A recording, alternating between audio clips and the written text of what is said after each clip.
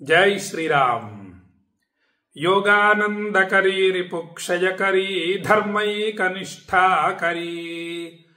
चंद्रार्का नलभासमानलहरी त्रैलोक्य रक्षाकरी सर्वैश्वर्यकरी तपःफलकरी काशी पुराधीश्वरी काशीपुराधीश्वरी काशीपुराधीश्वरी भिक्षां देहि कृपावलंबनकरी मातान्नपूर्णेश्वरी। కాశీ కాశీ కాశీ అని ఎన్నిసార్లు ఉచ్చరిస్తే అంత విశేష ఫలితాలు కలుగుతాయి. అందుకే చూడండి, మనము గంగాజలం తీసుకువెళ్ళవలసిందేమో ప్రయాగ నుండి, కానీ పిలవాల్సింది మాత్రం కాశీ నుండి గంగాజలం తెచ్చుకున్నాము. ఆ కాశీ గంగ తీసుకురండి, పూజలో వాడదాము అని అంటూ ఉంటామన్నమాట. ఇక పండు కాయ ఈ రెండు వదలవలసిందేమో గయలో, కానీ కాశీలో వదిలిపెట్టాను అని అంటూ ఉంటామన్నమాట. కాశీని నిత్యము స్మరిస్తూ ఉండాలి. కాశీని స్మరించని రోజు అంటూ ఉండకూడదు. కాబట్టి ఏదో ఒక శ్లోకం కానివ్వండి, విశ్వనాథ అష్టకం కానీ, అన్నపూర్ణ అష్టకం కానీ, కాలభైరవ అష్టకం కానీ, లేదా కనీసం అందులో ఒక శ్లోకం కానీ, లేదా కాశికాపురాధినాథ కాలభైరవం భజే అని అంటూ ఉండడం కానీ, ఇలా ఏదో ఒకటి చేస్తూనే ఉండాలి. కాశీని స్మరిస్తూనే ఉండాలి. కోపం వచ్చిందనుకోండి, భార్యతో అనాలి, ఊరికే అన్నా ఇంక నేను కాశీకి వెళ్ళిపోతున్నాను, ఇంక నేను ఉండను ఇక్కడ అని సరదాగా అయినా అనుకుంటూ ఉండాలి. మేము అలాగే అనుకుంటూ ఉంటాం. నాకు కోపం వచ్చింది అనుకోండి, నేను అంటూ ఉంటాను అని సరదాగా మళ్ళీ ఆ యొక్క కోపాన్ని అంతా కూడా తగ్గించుకునే ప్రయత్నం చేస్తామన్నమాట. మా ఆవిడ కోపం వస్తే నేను కాశీకి వెళ్ళిపోతానండి అని అంటుంది సరదాగా. సరదా కాకుండా నిజంగా వెళ్ళిపోవడం విశేషమే. కాశీకి అలా వెళ్ళిపోవాలి. మరి అటువంటి గొప్ప క్షేత్రం కదా కాశీ. కాబట్టి ఊరికేనన్నా అంటూ ఉండాలా, నేను కాశీకి వెళ్ళిపోతా ఇలా అయితే అని అంటూ కాశీని నిత్యం స్మరిస్తూ ఉండాలి. అంత గొప్ప పుణ్యక్షేత్రం కాశీ. కాబట్టి ఈరోజు మనం ఎంత అదృష్టవంతులం చూడండి. కాశీ గురించి అనేక అద్భుతమైన శ్లోకాలు తెలుసుకున్నాం. శ్రావణ మాసం 9 రోజులు, మరియు శరన్నవరాత్రులు 9 రోజులు, మరియు కార్తీక మాసం 9 రోజులు కూడా అనేక అద్భుతమైనటువంటి శ్లోకాలని మీకు కాలభైరవ స్వామివారి అనుగ్రహంతో తెలియజేశాను. ఇక అనేక పురాణాలలోని అద్భుతమైన విషయాలు జాగ్రత్తగా మీకు తెలియజేశాను. ఒక్కొక్క శ్లోకం ఎంత అమృత భాండంతో సమానం, ఎంత అద్భుతమైందంటే ఒక వజ్రంతో సమానం. అటువంటి గొప్ప శ్లోకాలు, మనకుండేటటువంటి సమస్త పాపరాశిని భస్మం చేసేటటువంటి శ్లోకాలు. కాశీ కాశీతి కాశీతి త్రివారం యః పఠేన్ నరః సోపి దేశాంతరస్థోపి కాశీవాస ఫలం లభేత్. కొన్ని ప్రధానమైన శ్లోకాలు మీ అందరికి కూడా రావాలి. అహం కాశీం గమిష్యామి తత్రైవ నివసామ్యహం ఇతి బ్రువాణ సతతం కాశీవాస ఫలం లభేత్. ఇవన్నీ అద్భుతమైన శ్లోకాలు. మా పిల్లలకు నోటికి వచ్చేస్తాయి ఈ శ్లోకాలన్నీ కూడా. వాళ్ళతో రోజు అనిపిస్తా నేను ఈ శ్లోకాలని. మహాశక్తివంతమైన శ్లోకాలు.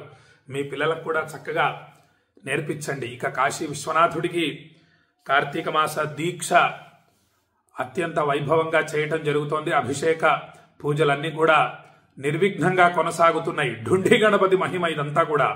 ఆ ఢుండి గణపతి మీద 2 గరిక పోచలు పెట్టి నమస్కరిస్తే చాలు, ఎంతటి పెద్ద కార్యక్రమాలైనా నిర్విఘ్నంగా పూర్తవుతాయి. అంత గొప్ప స్వామివారు ఢుండి గణపతి స్వామివారు. ఇక ఈరోజు ఒక అద్భుతమైనటువంటి శ్లోకాన్ని మీకు వినిపిస్తాను కాశీ గురించి. ఈ విధంగా కాశీ మీద మన మనస్సు లగ్నం అయిపోవాలి, బాగా అతుక్కోవాలి, కాశీకి అతుక్కుపోవాలి. దృఢం భక్త్యా బద్ధ్వా శివభవదధీనం కురు విభో అంటారు మన గురుగారు ఆదిశంకర్లు. గట్టిగా భక్తి అనే త్రాటితో కట్టేసేయి తండ్రి, నన్ను కట్టేసి నీ ఆధీనం చేసేసుకో తండ్రి అంటారు. అలా మనమే భక్తి అనే త్రాటితో కాశీ అనేటటువంటి విశ్వనాథుడికి కట్టేసుకోవాలి. మనకు మనమే అనేక దీక్షలు మళ్ళీ మళ్ళీ పెట్టుకుంటూనే ఉండాలి. అప్పుడే మన జన్మ ధన్యం అవుతుంది ఏదో ఒక విధంగా. ఎవరు పూజ చేస్తాం కాశీలో అంటే వాళ్ళకి మనం వాళ్ళతో మన గోత్రనామాలతో పూజలు చేయించుకోవాలి. అంత గొప్పది. నేను పూజలు చేస్తాను కాశీలో, ఎవరన్నా చేస్తున్నామన్న వాళ్ళు తెలిస్తే వాళ్ళతో కూడా నేను పూజలు చేయించుకుంటా నా గోత్రనామాలతో. వదిలిపెట్టాను, కాశీలో పూజలు వదిలిపెట్టుకోను. నా దృష్టికి వస్తే మాత్రం ఒక్క పూజ కూడా వదిలిపెట్టాను నేను. ఇక ఈ శ్లోకం చూడండి, ఎంత విశేషం, ఎంత ఆశ్చర్యకరమైనటువంటి శ్లోకమో ఇది చూడండి. మరణం మంగళం యత్ర, బా ఎంత ఆశ్చర్యమైన పదం. మరణం మంగళం యత్ర అంటే ఎక్కడ మరణం మంగళప్రదం అవుతుందో, మరణం ఎక్కడన్నా మంగళం అవుతుందా అండి? మరణం అమంగళం అంటాం కదా సహజంగా. అక్కడికి వెళ్ళి వచ్చినా మనం తలస్నానం చేసి ఇంట్లోకి వెళ్తాం, డైరెక్ట్ అట్లా ఇంట్లోకి వెళ్ళం కదా. ఎందుకోసం అంటే అమంగళం కదా. మరణం అనేది అమంగళం. అబ్బా ఒక జీవుడు వెళ్ళిపోయాడే శరీరంలో నుండి అని బాధపడతాం కదా. కానీ కాశీలో అలా కాదు, మరణం మంగళం. మరణం కోసమే కాశీలో ఉంటారు చాలా మంది. ఇక్కడ నేను మరణించాలి, కాశీలో మరణించాలి, కాశీలో మరణించాలి. కాశ్యాంతు మరణాన్ముక్తి. ఎక్కడైతే మరణం మంగళప్రదమైనదో, అద్భుతమైనటువంటి వాక్యం ఇది, ఆశ్చర్యం. మరణం మంగళం యత్ర విభూతిశ్చ విభూషణం, విభూతియే అలంకారమై ప్రకాశించుచున్నదో. ఆలయంలో మహానుభావులు విశ్వనాథుణ్ణి పూజించేటటువంటి పూజారులను చూడాలి, ఎంత అద్భుతంగా ప్రకాశిస్తుంటారంటే వాళ్ళు.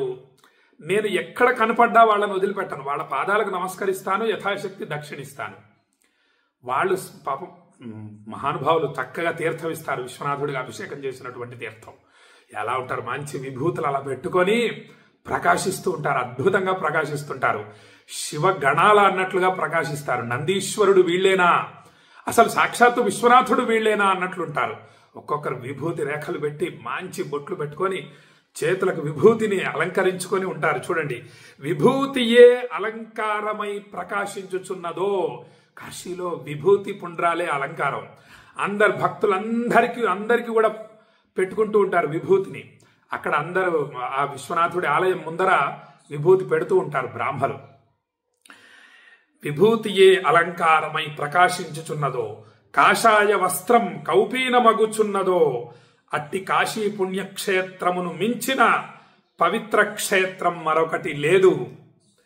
అద్భుతం. ఇక్కడ అసలు మొదటి వాక్యం అద్భుతం అండి. మరణం మంగళం యత్ర, మరణం మంగళప్రదం ఇక్కడ కాశీలో. ఇక్కడ చూడండి, శవం వెళుతూ ఉంటే నమస్కరిస్తారు. సహజంగా ఏదైనా బంధువులు వెళ్ళిపోతే ఆ యొక్క బంధువులు నమస్కరించటం అనేది మనం గమనిస్తూ ఉంటాము. కానీ కాశీలో ఎవరి శవమో తెలియదు, అది తీసుకెళ్తూ ఉంటారు. రామ్ నామ్ సత్య హే, రామ్ నామ్ సత్య హే అని మోసుకెళ్తూ ఉంటారు.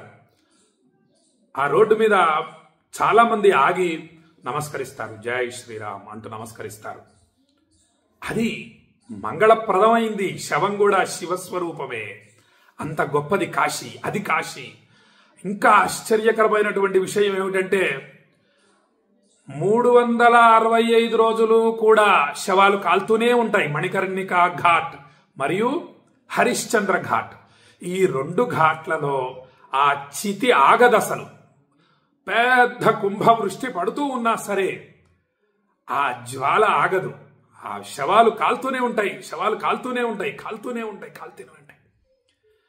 కేదారేశ్వర స్వామి వారి ఆలయంలో స్వామికి హారతి ఇచ్చిన తర్వాత బయటికి వచ్చి ఆ యొక్క హరిశ్చంద్ర ఘాట్కి మరియు మణికర్ణికా ఘాట్ కూడా హారతిస్తారు పూజారులు. ఎందుకు? వాళ్ళు మహాశివ భక్తులు. అక్కడ కాలుతున్నటువంటి శవాలు ఏవైతే ఉన్నాయో అవి మహాశివ భక్తులవి.